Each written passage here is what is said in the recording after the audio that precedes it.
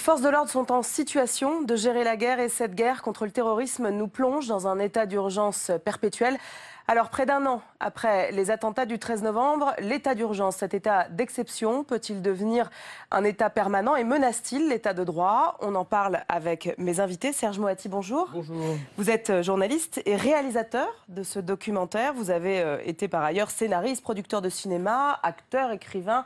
Vous avez absolument tout fait et vous êtes parmi nous aujourd'hui. Merci à vous. Vanessa Codaccioni, bonjour. Bonjour. Vous êtes maîtresse de conférence. Alors, on dit maître ou maîtresse de conférence? Maîtresse de conférence à l'université Paris 8 au département de sciences politiques.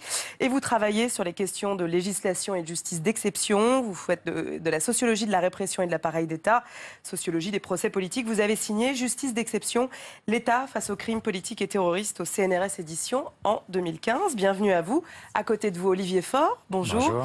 Vous êtes député socialiste de Seine-et-Marne, vice-président du groupe à l'Assemblée nationale et porte-parole du PS. Bienvenue. J'ai rien oublié? Ça devrait aller. Bon, ça va. Alors, est-ce qu'il faut s'inquiéter? On est aujourd'hui fin septembre, début octobre.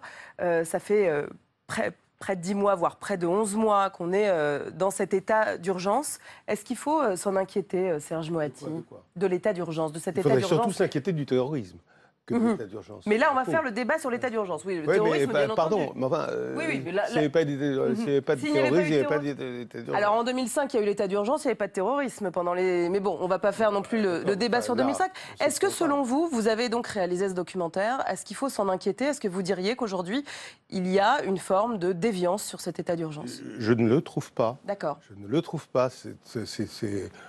Regardez, la droite passe son temps à dire mais non, ça ne sert à rien, c'est pas assez, ceci, cela, etc. Ça ne sert à rien. Regardez tous ces types fichiers S qui, après, on les retrouve faisant des actes de terrorisme, etc. Donc, pour eux, ça ne sert à rien. Donc, il faudrait savoir, quoi. Moi, mon film est sans parti pris. Mon film est sans parti pris. Et je l'ai commencé le 14 novembre. À l'époque, on découvrait cet état d'urgence. C'est-à-dire vraiment, là, il y a les images, je ne sais pas si on les voit à l'écran. On voit, Hollande dit état d'urgence, la France, on nous a déclaré la guerre, tout ça. On commence le film ce jour-là, nous. On commence le film ce jour-là. Et honnêtement, je ne vois pas comment on peut considérer qu'on a découvert tous des mots qu'on ne connaissait pas. La guerre, tiens, on nous a fait la guerre, on ne savait pas. Tiens, ce coup-là, on ne savait pas. Le contrôle aux frontières, les patrouilles des forces de police et militaires, la sécurisation des opérations par le RAID. Mais pourtant, on est, pardon, Serge Moati, on est sous plan Vigipirate depuis 1995. On n'en est jamais sorti de ce plan Vigipirate, donc ça fait quand même... C'est pareil. Hein. Non, c'est pas pareil, mais ça fait 20 ans qu'on est dans cette idée qu'on a une forme de menace, vous avez déjà vu des situations patrouille. comme celles que nous avons vécues? Moi, je ne me souviens pas de ces situations-là et je ne suis pas là pour donner mon avis, mais peut-être que Valérie Codaccioni a un avis là-dessus. Si vous posez une question, c'est que vous donnez votre avis. Pardon, Vanessa. En fait, ce qui est intéressant, c'est qu'on a tendance à oublier que la France a toujours connu des attentats terroristes. Toujours. Depuis le 19e siècle, on a eu des attentats anarchistes, puis des attentats à l'extrême droite. On a eu dans les années 82 des vagues d'attentats en 85, en 86, puis dans les années 90 des attentats du GIA algérien. Est-ce qu'on a mis l'état d'urgence à ce moment-là? Non. Pour comprendre l'état d'urgence aujourd'hui, et je trouve que le documentaire est formidable parce qu'il montre cet état d'urgence, la réalité de cet état d'urgence, ses possibles dérives et ses dérives, mais surtout ce qu'est l'antiterrorisme aujourd'hui. Si on a mis en place l'état d'urgence, c'est parce que l'antiterrorisme aujourd'hui est un antiterrorisme préventif, qui ne réagit plus aux attentats, mais qui est censé empêcher les attentats. C'est-à-dire qu'avant, quand il y avait un attentat qui était commis, on recherchait l'auteur, on le condamnait, on le jugeait. Aujourd'hui, on veut, au regard de la potentialité meurtrière, du nombre de morts suscitées, causées par ces attentats-là, empêcher qu'ils se commettent. Il remonte à quand ce changement de doctrine? Fin des années 90. Dans les années 90, fin des années 90, c'est là qu'on va créer le délit d'association de malfaiteurs en lien avec une entreprise terroriste, qui est en réalité l'essentiel du contentieux. Ça veut dire que plus de 90% des délits de terrorisme sont des inculpations d'associations de malfaiteurs en lien avec une entreprise terroriste, qui sont là pour inculper des individus qui pourraient passer à l'acte, mais la preuve matérielle n'est pas réellement établie. Olivier Faure, peut-être, est-ce que c'était une nécessité le 14 novembre, au milieu de la nuit, on se souvient, on a tous ces images en tête de François Hollande qui prend la parole pour nous dire qu'on est en guerre contre le terrorisme, ce qui nous rappelle aussi les déclarations, enfin du moins la terminologie de George Bush en 2001, après le 11 septembre. Est-ce que l'état d'urgence était une nécessité à ce moment-là? Pourquoi ce choix a été fait? Mais ce qui a changé par rapport aux époques précédentes, terrorisme d'extrême droite, d'extrême gauche, anarchiste, c'est que nous étions face à des organisations constituées, avec une tête, des cellules et une organisation classique. Ce qui est très différent aujourd'hui avec Daesh, c'est que vous avez en réalité des gens qui se radicalisent, mais qui peuvent être perdus dans le territoire, que l'on ne connaît pas, qui ne sont pas reliés physiquement à cette organisation, qui n'en dépendent pas. J'étais dans la mission d'enquête sur les moyens Daesh.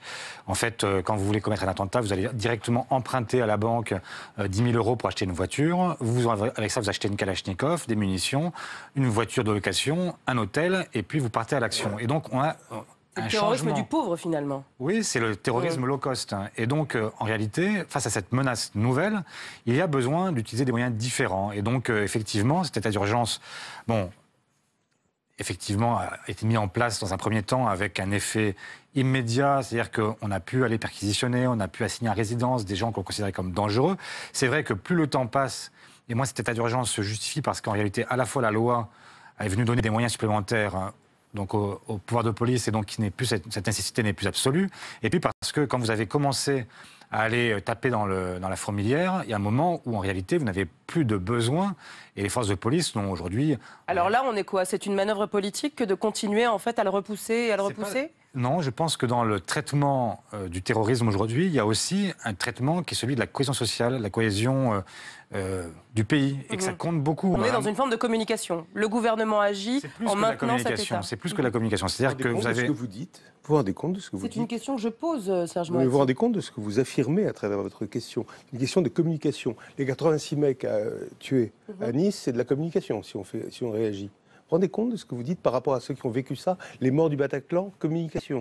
Enfin, on ne peut pas dire ça. Si on peut considérer que l'état d'urgence a eu une efficacité propre et peut-être une utilité sur les quelques jours, on a vu que l'essentiel des actes, et on le voit très bien, l'essentiel des actes, les perquisitions, les assignations à résidence ont été réalisés dans les quelques jours, allez, quelques semaines après l'état d'urgence. Mais aujourd'hui, on voit que l'état d'urgence n'a plus d'efficacité propre, c'est-à-dire qu'il ne sert plus.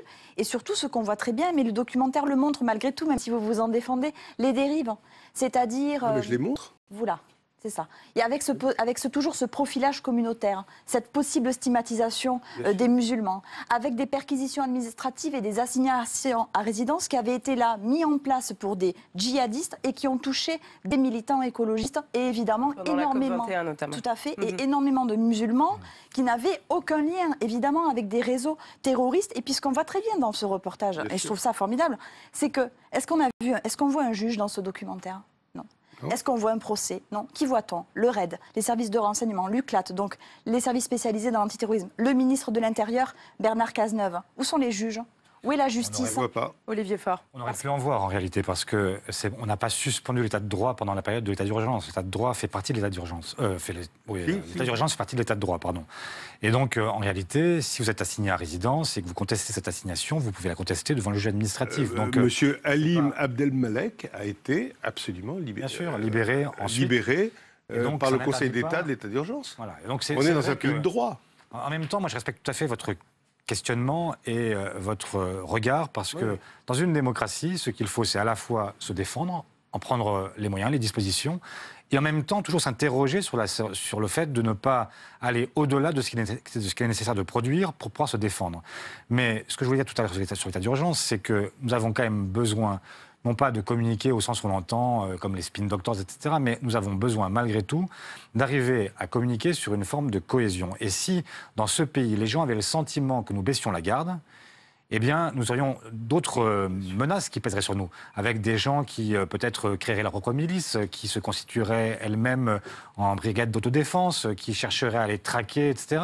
Et donc, nous avons besoin aussi de prendre en considération la peur, ça fait partie des données du pouvoir d'aujourd'hui, des angoisses, et donc les traiter aussi par ce moyen-là. Donc, bien sûr, vous avez raison de dire que le principal de l'effort a été, en fait, mis en œuvre au tout démarrage de l'état d'urgence, mais il n'empêche qu'aujourd'hui, nous avons quand même besoin de maintenir l'idée qu'il y a un halo de sécurité qui protège les Français. Effectivement, les chiffres, c'est qu'à la fin du premier mois, c'était 76% du total des perquisitions qui avaient déjà été effectuées. Pour revenir sur le cas de M. Abdelmalek, que vous signifiez tout à l'heure, donc c'est quelqu'un qui a été assigné à résidence et qui a contesté cette assignation devant le Conseil d'État. Il a passé 2 mois et 4 jours. Voilà, exactement. Alors, Jacques Toubon, le défenseur des droits, avait été auditionné ici au Sénat et avait avez pointé en fait des abus, notamment dans ces assignations à résidence, dans des perquisitions administratives en pleine nuit. Il rappelait le cas en fait de perquisitions qui ont absolument détruit les appartements devant des enfants, notamment en bas âge, avec des parents qui ont été menottés. Est-ce qu'il y a eu assez de contrôle sur ces actes? Peut-être Vanessa. Est-ce qu'il y a eu du contrôle? Le problème de l'état d'urgence, mais qui reflète le problème de l'antiterrorisme, c'est qu'aujourd'hui, ce sont les services de renseignement et surtout l'administration qui ont tout le pouvoir. Qui a beaucoup de prérogatives exceptionnelles en état d'urgence? C'est le préfet. Et donc l'administration a pratiqué elle-même des mesures d'exception, des assignations à résidence, des perquisitions administratives, sans le contrôle du juge, de l'autorité judiciaire. Je ne parle pas du juge administratif, je parle de l'autorité judiciaire. Et c'est ce que je déplore, c'est l'affaiblissement de la justice dans le cadre de l'état d'urgence, mais aussi dans le cadre de l'antiterrorisme de manière générale. Ça veut dire que la commission de surveillance parlementaire de l'état d'urgence qui a pu avoir, c'était pas suffisant, Olivier Faure? Moi, je crois il y a eu des abus, il y a une forme d'impunité qu'on a laissé s'installer peut-être ou pas? Moi, je suis de manière générale contre la justice d'exception et toutes les sortes de la gauche. C'est le retour au droit commun pour l'ensemble des délits parce que c'est la meilleure façon de ne pas tomber dans une autre forme de régression qui serait le procès politique et puis éviter aussi toutes les erreurs judiciaires parce que quand on délivre une perquisition sur simple autorité, simple soupçon et sous le seul commandement du préfet, le risque existe malgré tout, effectivement, de dérive. Et on pourrait demain se retrouver dans un État qui serait dirigé par d'autres et qui utiliserait de manière abusive ce qui est aujourd'hui utilisé de manière particulièrement consciencieuse. Et de ce point de vue, je ne crois pas qu'on puisse reprocher grand-chose à ce pouvoir-là, même si des militants écologistes ont effectivement été assignés à résidence pendant la COP21, mais pour des raisons qu'on comprend assez bien aussi. C'est 150 chefs d'État ici. 150 chefs d'État présents, en même temps la nécessité de concentrer l'effort sur la sécurité de ce magnifique endroit qui aurait pu devenir le sarcophage de l'ensemble des nations. Et donc, il fallait effectivement se concentrer sur la menace terroriste et éviter d'avoir ici ou là des manifestations violentes qui puissent tourner difficilement. Donc, ce qu'on peut comprendre sur la COP21 ne serait pas compréhensible à d'autres moments. Et il faut effectivement, à chaque moment, se poser la question de savoir si les moyens que nous utilisons sont conformes à notre état de droit. Mais pour l'instant, moi, j'ai le sentiment qu'il n'y a pas eu d'abus excessifs. Alors, c'est vrai que parfois, ça peut être traumatisant, une perquisition la nuit, etc. Mais en même temps, il faut voir de quoi on parle. On parle de gens qui sont aussi extrêmement aiguisés, qui sont habitués à se terrer, à se cacher, à utiliser des formes de boucliers humains. Ça peut être la famille, ça peut être les voisins, ça peut être les amis. Et donc il faut pour vous, ça se aussi justifie effectivement il faut aussi en tenir compte et faire attention au fait que nous ne sommes pas face à des enfants du cœur qui eux-mêmes s'abstiendraient de toute forme de complot entre 10h du soir et 6h du matin. C'est pas le cas. Donc il faut effectivement prendre la mesure. Serge Moati, vous êtes un fin observateur de la gauche depuis des années, enfin de la gauche, des gouvernements en général, de la vie politique et de la gauche en particulier. Vous avez senti une fébrilité ce 14 novembre quand vous avez commencé à tourner. Est-ce que ça vous a étonné cette prise de position de la part en fait de François Hollande, de désigner en fait, enfin de lancer cet état d'urgence? J'ai senti légitime, mais ce n'est pas une légitimité que j'ai senti légitime. C'est simplement un patriotisme et une défense du pays. Et d'ailleurs, tous les députés, qui soient de gauche, de droite, se sont levés et applaudis. Après commence la politicaillerie à la française. Mais là, tout le monde était d'accord pour saluer le geste de François Hollande. Comment vous l'avez perçu, vous? Est-ce que vous avez senti... Certains ont parlé de pouvoir qui vacille, de fin de l'unité nationale telle qu'on l'a pu la connaître dans l'esprit du 11 janvier. Oui, après. Comment est-ce que vous l'avez perçu de l'intérieur, puisque vous étiez à l'intérieur? Parce qu'on fait de la politicaillerie. C'est qu'au-delà des morts, on pense à c'est un mort qui peut servir à la gauche ou un mort qui peut servir à la droite. Enfin, tout ça est absurde, honteux, scandaleux. Et le fait que François Hollande propose de constitutionnaliser l'état d'urgence, à l'époque, vous y avez vu en fait un intérêt? Je n'ai pas entendu ça. Non mais vous, comment vous l'avez perçu, cette idée de constitutionnaliser l'état d'urgence? Ça fait partie de l'état de droit, l'état d'urgence, comme vous le savez. Donc je n'ai pas entendu parler de constitutionnalisation. Non, l'état d'urgence, si on l'enlève, on dit mais ils sont fous, ils font n'importe quoi. Arrêter l'état d'urgence, ils sont cinglés. C'est des grands fous. Si on le garde à continuité, à perpète, c'est de la folie aussi. Donc la situation, elle est compliquée, il faut la comprendre avec sensibilité et vraiment et intelligemment, et pas simplement être dans la harangue comme ça, etc. C'est trop, c'est pas assez, etc. Imaginez que demain, Hollande dispute l'état d'urgence, et qu'après-demain, il y a un attentat. Ce qui s'est passé le 14 juillet à Nice. Il avait annoncé le midi même que l'état d'urgence était terminé, et finalement, il a été prolongé dans la nuit, bien sûr. Alors là, à ce moment-là, on fait ha ha ha ha, bravo. Vous êtes d'accord? Alors sur la constitutionnalisation de l'état d'urgence, on voit que là, quand même, il y a un échec de la volonté du pouvoir politique d'inscrire l'exception dans le droit, et plus précisément ici dans la loi fondamentale. Mais ça montre quand même toujours ces tentatives de faire durer l'exception, de l'inscrire dans le droit, de la pérenniser. Et ce qu'on voit très bien aujourd'hui, c'est qu'il y a des dispositifs propres à l'état d'urgence qui sont passés dans la loi pénale. C'est-à-dire qu'ils sont passés dans le droit commun, et on pourrait sortir de l'état d'urgence aujourd'hui tout en continuant à assigner certains individus, etc. Et là, c'est une autre dérive aussi des états d'exception, c'est de toujours laisser des traces qui durent, qui vont toucher d'autres personnes. Alors, il y a d'autres dérives qui sont arrivées dans le débat, notamment dans le cadre de la campagne de la droite, enfin pour la primaire de la droite et du centre, et de la future campagne présidentielle.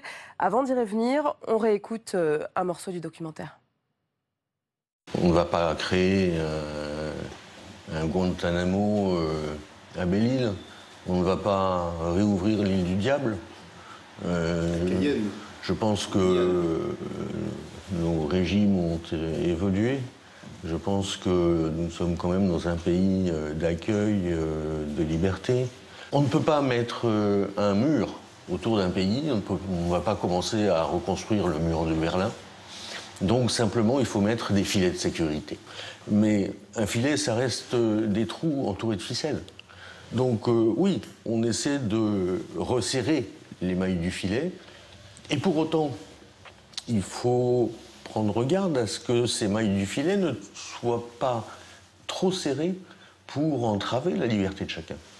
Olivier Faure, quand vous entendez le chef de l'UCLAT là dire ça, quand on voit à quel point aujourd'hui on a la tentation de vouloir enfermer préventivement les fichés S, radicalisés de manière préventive, est-ce que c'est pas un risque ce Guantanamo à la française ?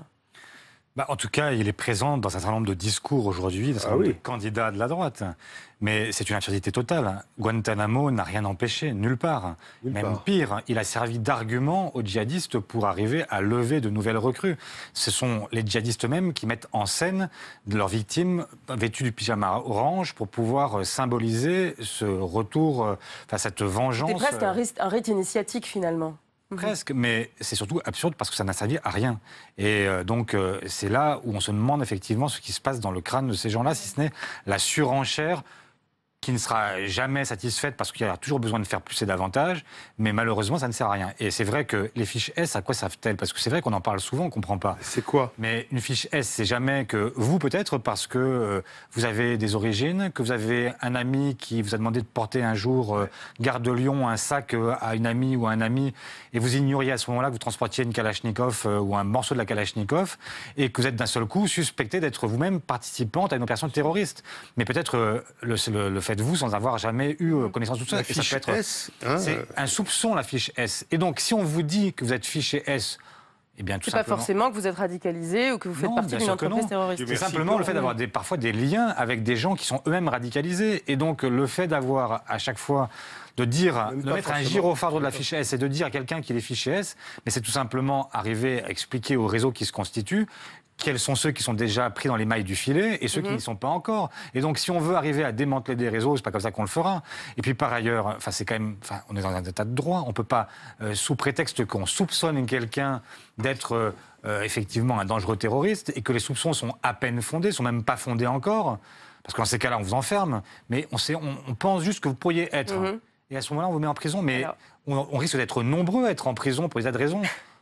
Et en plus, aujourd'hui, c'est sur le terrorisme djihadiste, mais que chacun comprenne bien que ça peut se tourner un jour sur d'autres sujets. Oui, bien sûr. Mais la menace pour l'État, elle porte pour tel ou tel individu. Vanessa Codaccioni, vous tiquiez à l'instant quand Olivier Faure parlait de « nous sommes un État de droit ». Est-ce à dire que vous êtes aujourd'hui pas forcément convaincus de cette réalité? Si, on est encore dans un état de droit, parce qu'il y a encore des contre-pouvoirs. Il marche mal, mais il y a des contre-pouvoirs. Le Conseil d'État, qui s'est justement prononcé contre la possibilité d'enfermer des gens sans preuve, sans inculpation. Donc le Conseil d'État, le constitutionnel, le Conseil constitutionnel, s'il y avait procès à la Cour de cassation et s'il y avait un peu plus de conflictualité politique, le Parlement.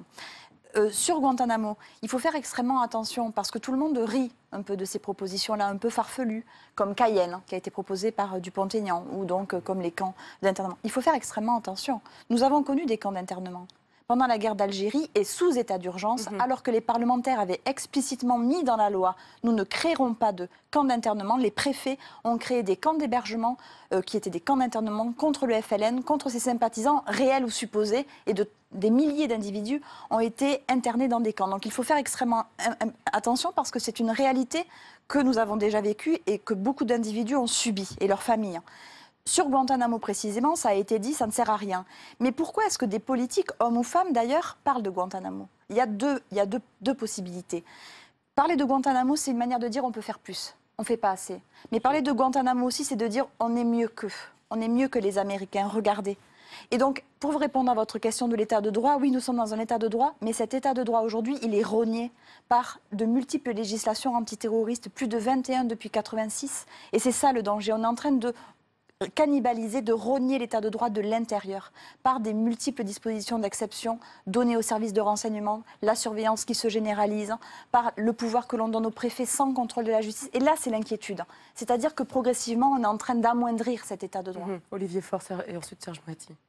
Je comprends votre inquiétude. En même temps, moi j'ai le sentiment que nous ne sommes pas pour autant revenus à une justice d'exception telle que nous la connaissions avant. Elle a changé. Militaire. Et ce qui a changé, c'est que c'est sur la partie préventive qu'on a effectivement fait bouger les choses. Mais en revanche, dès lors qu'on passe à la question de la liberté, et donc la question de l'emprisonnement, de l'enfermement, de l'assignation résidence, on est resté quand même dans des limites qui sont celles de l'état de droit classique, et nous n'avons pas modifié la législation de manière extravagante. Ce qui a changé dans la législation, est-ce que tout à l'heure vous disiez qu'on avait fait rentrer dans le droit commun un certain nombre de dispositions. C'est vrai pour l'assignation à résidence, c'est vrai pour les perquisitions de nuit. Mais dans les deux cas, on n'attente pas de manière dramatique aux libertés. On est effectivement davantage dans le préventif, davantage dans une forme d'inquisition, parce qu'il y a une forme d'intrusion dans la vie privée quand on fait une perquisition de nuit. Mais malgré tout, on ne vient pas entraver la liberté d'aller et venir, etc., sans passer par le contrôle du juge à un moment ou à un autre. Bon, on arrive malheureusement à la fin de ce débat. La question qui se pose, c'est maintenant comment va-t-on pouvoir en sortir, Serge Moretti? Est-ce qu'il sera possible d'en sortir et quand? Vous voulez dire quand les terroristes vont en sortir aussi? Quand est-ce qu'on va pouvoir sortir de l'état d'urgence? Je vous pose la question, quand est-ce que les terroristes vont cesser? D'accord. Donc pour vous, il n'y a pas de raison, d'accord? Bien sûr, non, mais j'entends, c'est tout à fait votre avis. Mais donc mon avis, je le partage, oui. Parce que c'est vraiment, ça suffit qu'on se sente, nous, coupables de défendre notre pays et notre démocratie. Bien sûr, donc j'entends. Donc ce qu'il faudrait, en fait, c'est le maintenir tant que nous sommes sous une menace terroriste. Mais c'est évident. Mais c'est évident et ça va de soi. Comment voulez-vous faire autrement? Il faut dire, mais non, c'est pas grave, allez-y. Bon, enfin, mais c'est absurde, enfin. C'est absurde. Et vous vous rendez compte de ce qu'on entend de l'autre côté? Il faudrait mettre tous les fichiers S en cabane, on s'en fout, allez, finissons-en avec tout cela, etc. Vous ne vous rendez pas compte à quel point il peut y avoir une tentation, alors là, pour le coup, fascisante, d'un autre côté, en France. Donc arrêtons. Là, pour l'instant, nous sommes dans une position, comme l'a dit Olivier Faure excellemment, et vous aussi, madame, nous sommes, pour l'instant, avec les dangers que ça peut représenter, je ne suis pas fou, je me rends compte qu'il peut y avoir des dérives, des machins comme ça, on est dans une position où, oh Dieu merci, heureusement, on est à peu près équilibré dans la répression et dans la réponse. D'accord? Mais imaginez d'autres gens que les gens qui sont à l'heure actuelle au pouvoir. Enfin, c'est épouvantable, il faut faire très attention. Et messieurs les terroristes, arrêtez en premier. D'accord? Après, on discute. Vous êtes d'accord, Vanessa Kodachuni? Enfin. Alors non, bon, alors si vous n'êtes pas d'accord. Attendez, je m'explique. Je pense que nous avons l'arsenal antiterroriste le plus complet d'Europe. Aujourd'hui, il faudrait pouvoir sortir de l'état d'urgence. Politiquement, c'est extrêmement compliqué. Mais notre arsenal antiterroriste à l'heure actuelle est extrêmement puissant et on pourrait faire sans. on pourrait assigner, on pourrait perquisitionner. Les services de renseignement ont énormément de pouvoir, ils peuvent espionner les ordinateurs, faire des photos, écouter des conversations. Donc le droit commun, tel qu'il est devenu, c'est-à-dire plus tellement le droit commun d'avant, suffit. Seulement, on voit bien qu'il y a une difficulté qui est politique aujourd'hui pour sortir. Et moi, je pense qu'il faudrait en sortir, oui. Olivier Faure.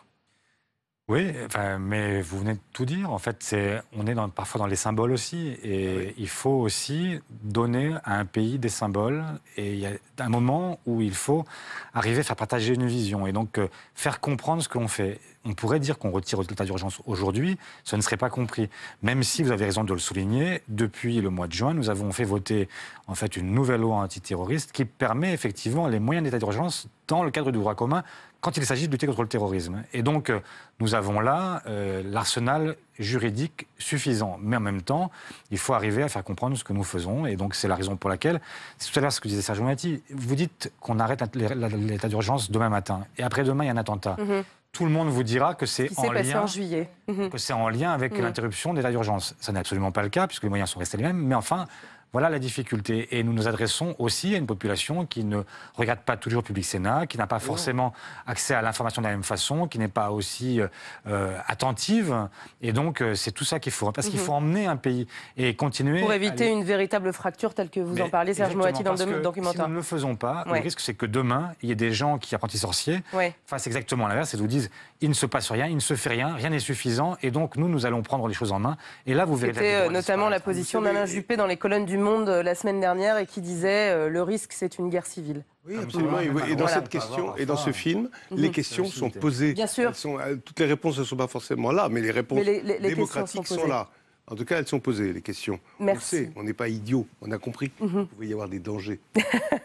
Et il y en a. Merci à vous pour la qualité de ce débat. Nous, on continue. Retour arrière à la fin du siècle dernier. Rafael Padilla, esclave cubain, vendu à un Espagnol, arrive à Paris en 1886. Il triomphera quelques années plus tard au Nouveau Cirque sous le nom de Clown Chocolat, avant de tomber dans l'oubli et renaître sous les traits d'Omar Sy sur grand écran il y a quelques mois.